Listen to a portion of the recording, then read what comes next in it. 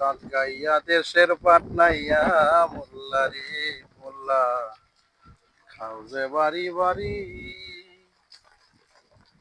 হিন্দু গোষের মিষ্টি খাওয়া লয় কোন ছড়াই জারি রে সাত গাইয়া দেশের পাটনাইয়া মোল্লা রে ওরে সারের হয় না মুসলমানি গাভীর হয় না বিয়া ওই গাভীর দুধ খাও মোল্লা কোন হাদিস দিয়া মুরুক মুরগি জীবনেও তো করে না ফরজ গোসল সেই মুরগির ডিম খাও মোল্লা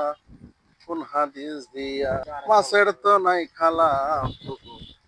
আপন পরের জ্ঞান সেই মাছ খাওয়া যা হে যাইল